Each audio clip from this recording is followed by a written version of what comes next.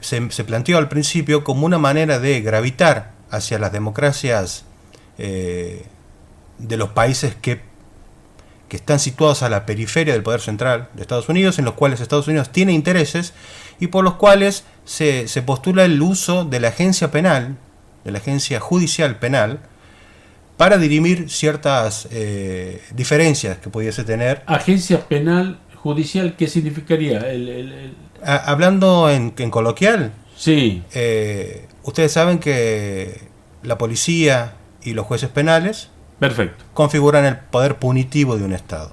Ahora eso debería subordinarse a los intereses que la propia democracia de ese país define como prioritarios, cuáles se valoran, cuáles se cuidan, cómo se cuida, cómo se protege, cómo se sanciona al que infringe normas.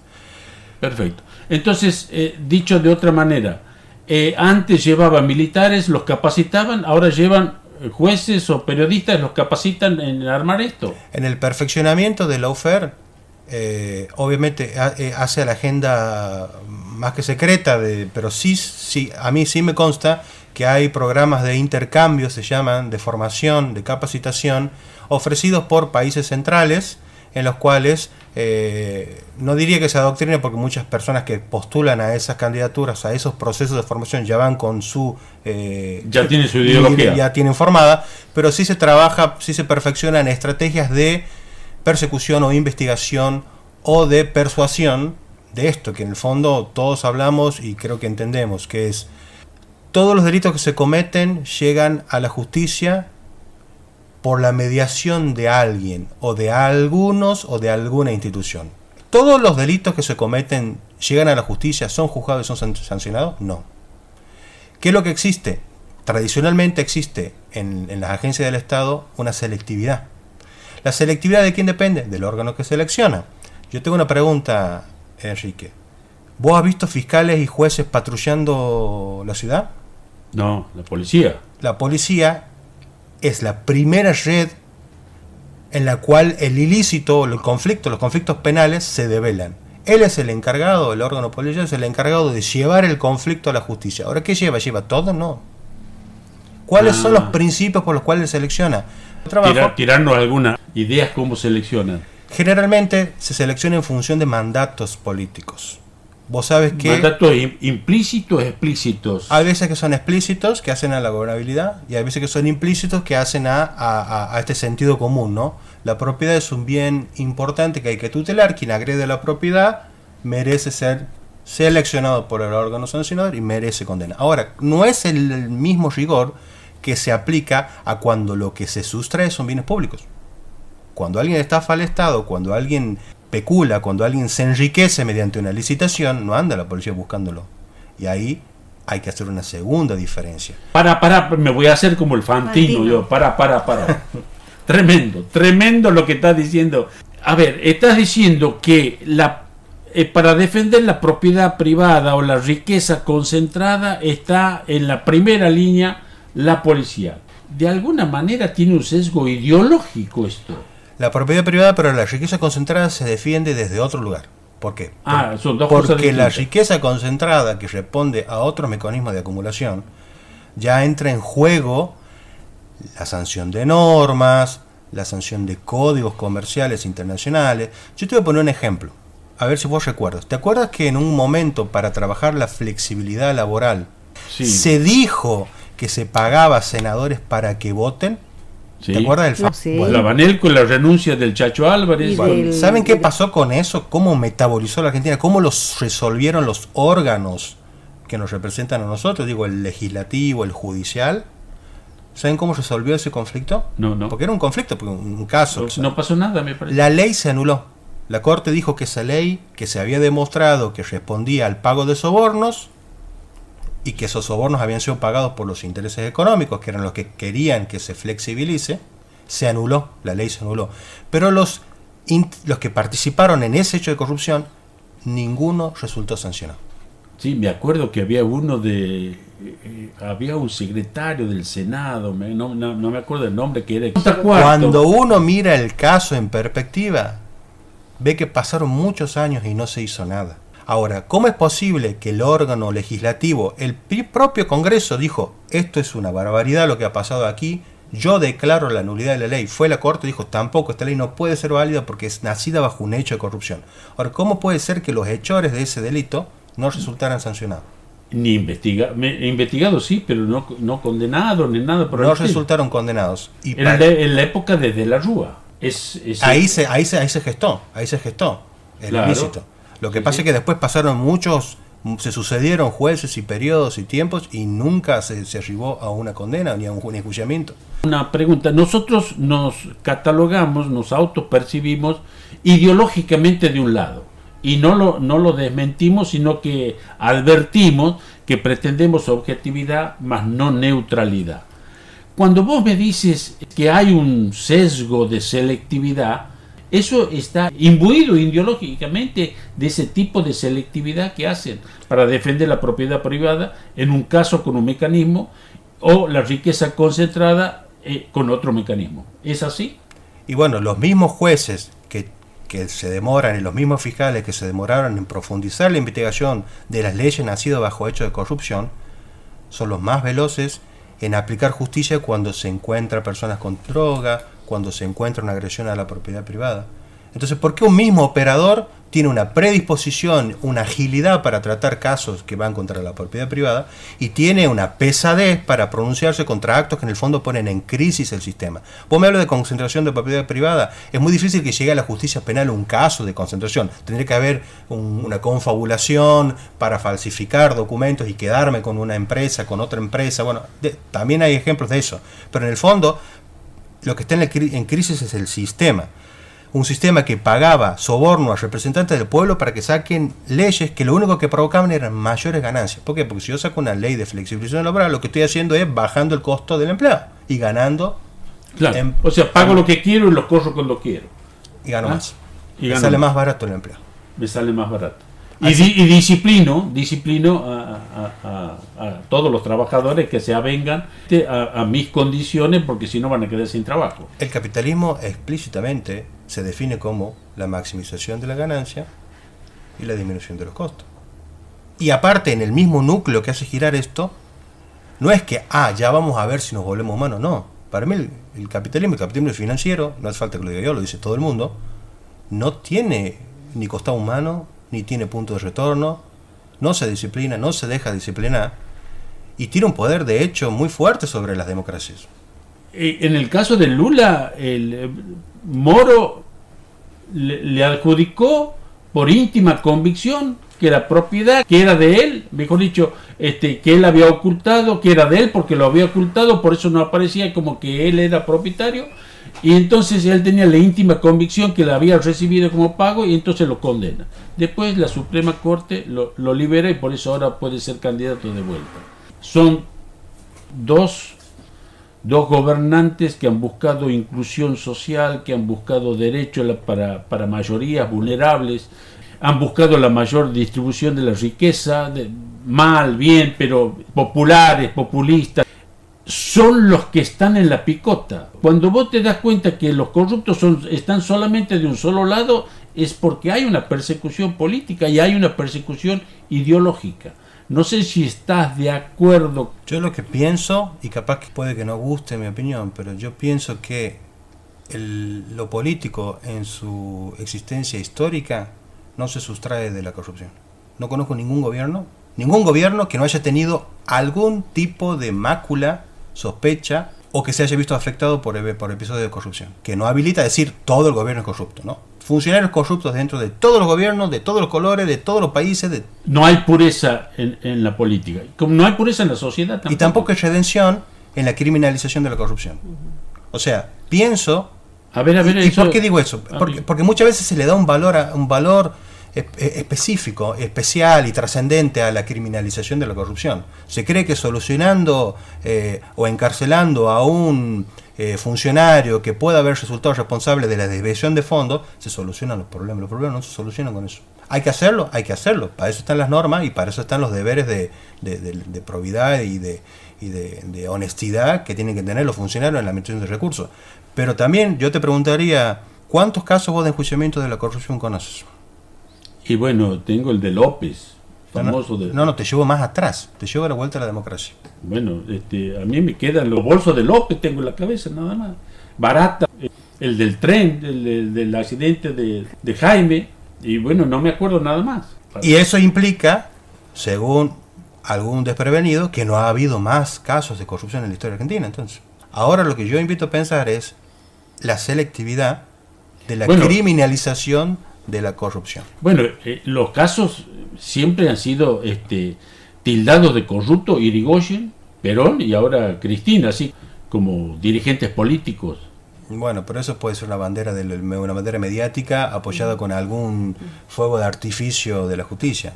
Ajá. Pero a ver, que no significa que no los haya, significa que las agencias que controlan se activan con distinta intensidad a lo largo de la historia.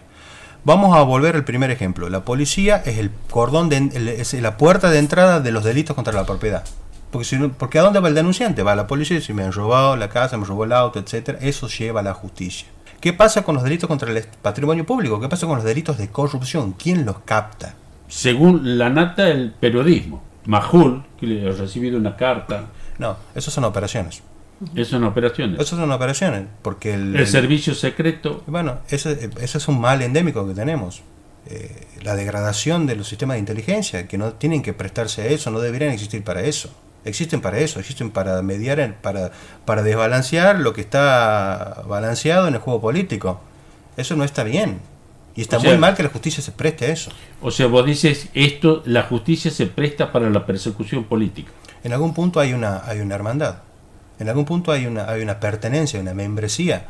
Si tenemos personas que dicen haber recibido información, que es solamente información que puede develar un órgano de control, porque en esto la gente también lo sabe, todas las gestiones de gobierno depositan en la oposición el control de los actos de gobierno. Por eso existen las auditorías, los tribunales de cuentas, etc. Resulta ser que durante muchos periodos nadie ve nada y un buen día alguien empieza a ver. Y no está mal que lo vea. El problema es si en ese ver hay una intención, hay una tendenciosidad y hay un rédito político. Otra cosa, que hay un costado que tampoco se lo discute mucho. Estos casos que se dice de corrupción por obra pública no pueden ser pensados fuera de un contexto. El contexto es que las empresas transnacionales que se dedican a la obra pública están conquistando mercados. Y conquistar mercados significa bajar a los estados subdesarrollados, ganar licitaciones y desplazar a las burguesías nacionales. Vos sabés que el caso de Brasil implicó a Arrepentidos, implicó a Odebrecht. La mayoría de los presidentes que fueron destituidos, que fueron enjuiciados, etcétera, fueron en el marco de delitos de obra pública, que tenían por un lado transnacionales que hacían arrepentir a sus gerentes de velar información, en algunas ciertas y en algunas no, y ese es el insumo para fabricar, para generar, para montar un caso judicial. Después vemos con las 18 condenas anuladas de Brasil, que esto fue un armado. Pero hasta el armado era para privilegiar a algunas empresas en detrimento de las nacionales. El armado tiene un doble objetivo en simultáneo. Primero, están copando los fondos públicos, porque los fondos públicos que se van en obra pública o van para el empresariado local, nacional, o van para las empresas privadas, las transnacionales. Las empresas transnacionales tienen un poder de competencia superior. Imagínate que aquí bajan los chinos, Odebrecht mejora cualquier oferta. Si el sistema fuera limpio, tendría que ganar en todo el mundo. ¿Quién puede competir con esos poderes? ¿Quién puede con esos poderes de financiación, con esos recursos? Los estados que no han podido generar normas que los excluyan a los poderes transnacionales, porque si abro la competencia todos compiten. Si todos compiten, obviamente va a ganar el que sea más barato que yo. Yo voy a ganar a obra pública a países periféricos y también impongo las leyes. Yo quiero leyes de flexibilización para que me salga más barato un empleado. Entonces digo, está en simultáneo una paleta de objetivos. Está la de desmovilizar, está la de encarcelar y silenciar procesos de reforma, procesos progresistas, populistas de reforma, pero también está la del tema del mercado, cómo estas transnacionales logran situarse frente al Estado y exfoliarlo. O sea, hay una cuestión moralista, económica y política al mismo tiempo. Moralista de moralina. Sí, moralina, de moralina. Sí. Porque se apela a ese discurso y ese discurso es el que pega mucho. Sensibiliza. A alguien me pregunta en la calle, ¿usted está de acuerdo con la corrupción? No estoy de acuerdo con la corrupción. ¿Usted está de acuerdo que se impone? No estoy bajo ningún punto de vista que se impone. Creo que la persona que comete un delito tiene que devolver la plata, tiene que ser desaprobado socialmente, tiene que merecer una pena si se halla culpable. Ahora, vamos a un juicio que sea justo, con intervención de la sociedad, con todas las garantías y con todo el rigor que uno exige, porque lo que en el fondo puede pasar es que si usamos de manera tan torpe el sistema penal para el juego político, el único vencido, el único que pierde, el único que se degrada es la confianza del ciudadano en la justicia. Y la misma democracia. Y en el fondo de la democracia, porque la justicia existe como un medio de intervención entre los conflictos más graves. La justicia penal es para eso se plantea. Imagínense que yo no quiero más la justicia, ahora voy a justicia por mano propia. ¿Qué voy a esperar? Que tal persona me devuelva lo que yo voy y me lo cobro a golpes. Imagínense el grado de degradación social en el que podemos reingresar. El entrevistado de lujo que tenemos hoy es el doctor Pablo Alba. Se está haciendo perder la ingenuidad, ¿no? Sí. Lo que estaba diciendo es que la española lo que decía sobre Estados Unidos, en su trabajo doctoral, ella advierte del estudio de varias ordenanzas y normas que tienen los norteamericanos para tratar los casos de empleados de empresas norteamericanas radicadas en el exterior que cometen actos de corrupción.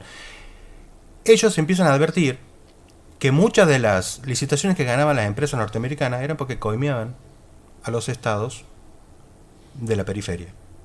Estados Bien. De Asia, estados de África, estados de Latinoamérica. Venían ganaban licitaciones.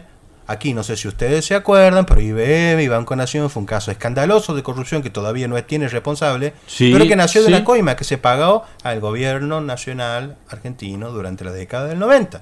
Bueno, de eso lo hicieron en todo el mundo, no solamente en Argentina. Las empresas transnacionales y las empresas con capitales norteamericanos ganaban así ganaban licitaciones. Con hechos de corrupción. Bien. Llegó un momento que las otras empresas de otros países centrales empezaron a competir en los mismos términos, a ofrecer coimas para poder ganar licitaciones.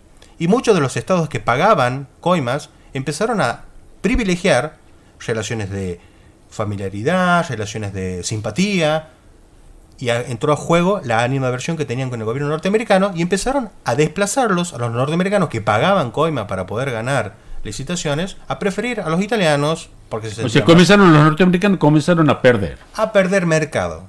Entonces razonaron lo siguiente: si ya el pago no es una cuestión distintiva y yo puedo perder, o sea, la coima no es si yo puedo perder porque a otra persona también ofrece y el que es coimeado lo prefiere por algún otro rasgo que no es la plata. Bien.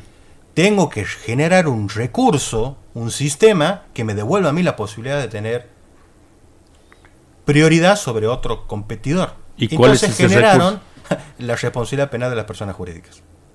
Y eso, a ver, ¿qué significa? La responsabilidad penal de las personas jurídicas a nosotros los argentinos no nos queda muy simpático, porque para nosotros, los que estudiamos en Argentina y ejercemos en Argentina, solamente las personas de carne y hueso pueden ser responsables de delitos. No lo son los perros, tampoco lo son las empresas. Son los sujetos que componen las empresas, pero no las empresas, porque la empresa no es un sujeto, es una persona jurídica, no es una persona de carne y hueso.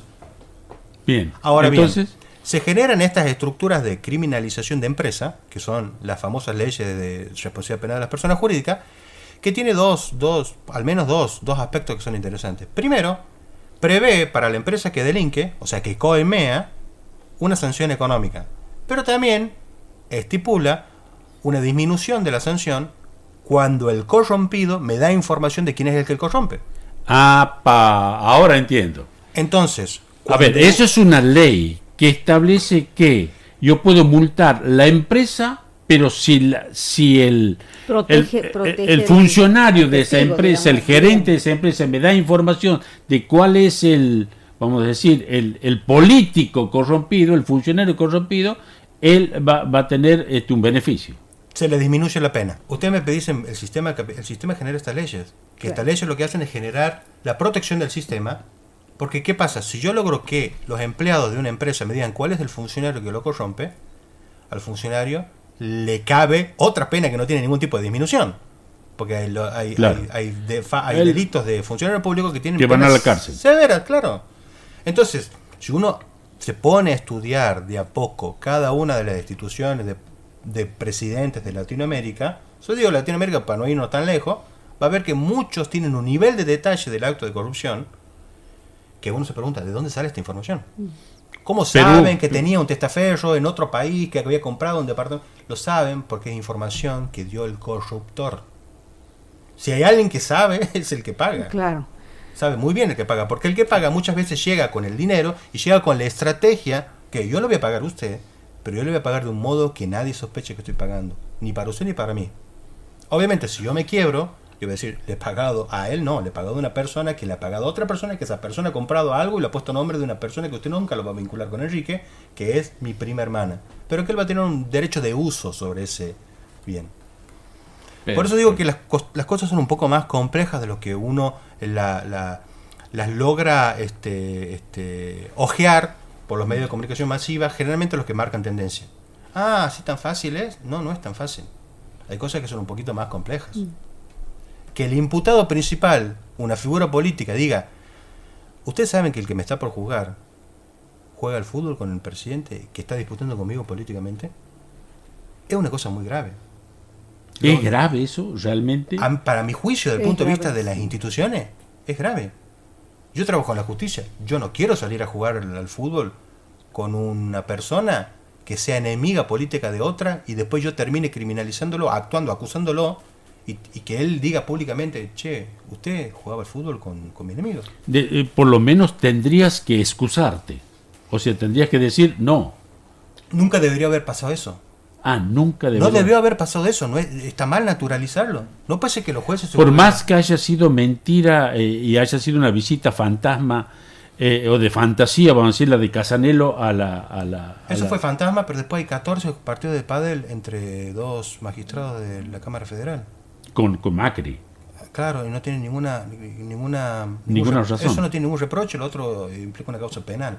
Por eso digo yo, la selectividad de la agencia penal para dirimir cuestiones políticas es muy peligroso.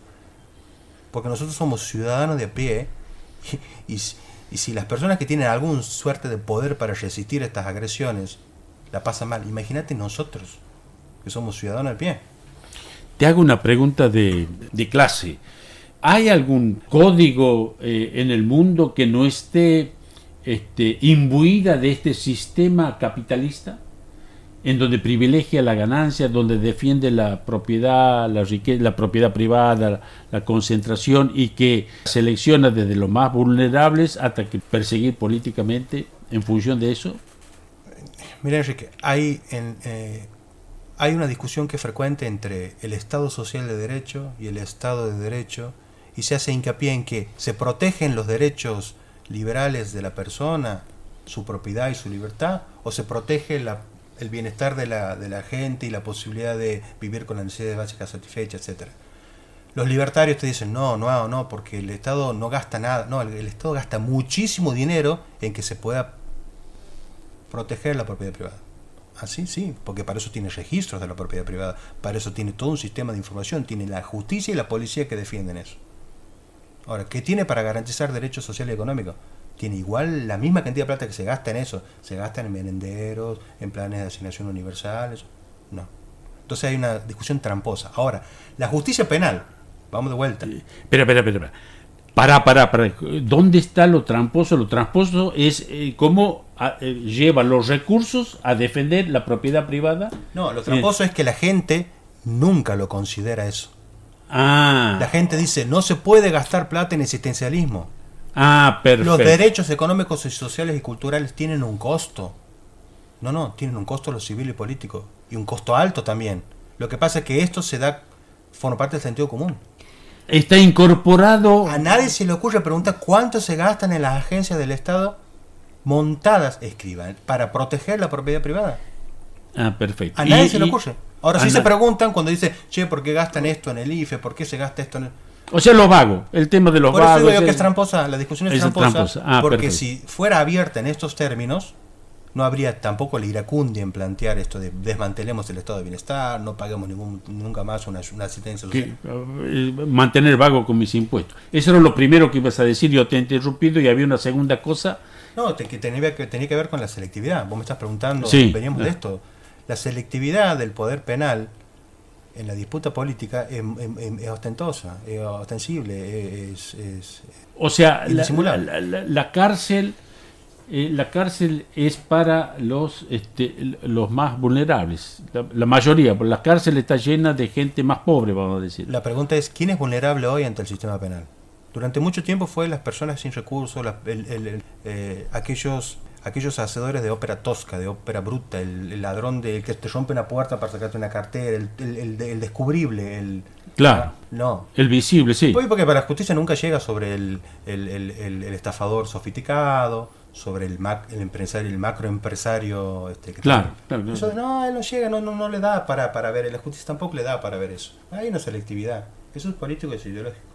Sobre eso que dices, la selectividad se combate con contraselectividad, y eso depende de la honestidad de los operadores, que son fundamentales en cambiar la dinámica de funcionamiento de estas instituciones, pero más se cambia cuando uno involucra a la gente en estos procesos de decisión. Pero contraselectividad significa que en vez de seleccionar a quién, al pobre, al toro, entonces vayamos con el guante fino, el cuello blanco, la criminalidad sofisticada. Bien, eso es, y entonces, eso es un tema. Eso es un tema. Eso es por parte, cuando vos dices los operadores, estás hablando de fiscales, jueces, sí, policía, sí, eso, ¿no? Sí. Bien, y lo otro es Y lo otro tiene que ver con la democratización de la justicia, que se ha hablado pestes de ese término. Pero la verdad que nuestra Constitución tiene como promesa constitucional que la justicia es con la participación de la gente. Yo cuando era, hace 20 años, renegaba de la posibilidad de que haya un jurado que dirima cuestiones de justicia, por un montón de prejuicios, sospechas, etc. Hoy en día me convenzo que la única manera de sacar la oscuridad, de quitarle posibilidades de manipulación, es con control democrático. Bien. La democracia, mirando a la justicia, y esto implicaría también que el gobierno se involucre en gestión de capacitaciones, de capacidades, de educación cívica en la gente, diciéndole que es un proceso, porque usted tiene que ir a las audiencias, qué es lo que va a descubrir ahí, qué es lo que va a poder controlar, que si no le gusta, qué es lo que puede hacer. Y un jurado observando un caso, y no una sola persona, o 3 personas, 20 personas, pueden tener su ideología, hay muchas sospechas, hay muchas películas, pero en el fondo, quienes creen y quienes trabajan en las reformas judiciales, opinan de que es lo mejor. E ir hacia instancias de intervención de la ciudadanía en los procesos judiciales. Te voy a poner un ejemplo para que te acuerdes. Ley de medios. Llega a la corte. Se discutía. ¿Es válida o no es válida? ¿Qué se hizo? Una audiencia pública. Participó un montón de gente opinando por qué sí, por qué no. Que no se aplique es otra cosa. Pero en el fondo ese proceso fue muy sano. Porque los intereses se explicitaron. Y la ciudadanía tiene derecho a conocer cuáles son los intereses que se esconden tras lo que parece que no tiene intereses. Lo que parece que no tiene intereses. Pablo, te tienes que ir. Para nosotros se nos ha hecho corto tu presencia, muy enriquecedora. Desde ya te agradecemos tus aportes, tus reflexiones, tus críticas, y al mismo tiempo quedas comprometido para continuar profundizando este tema y hablando sobre la justicia. Sí, como no, para mí es un gusto. Te has sentido bien, ¿no? De 10. Bueno, muchas gracias, Pablo. No, gracias por la invitación.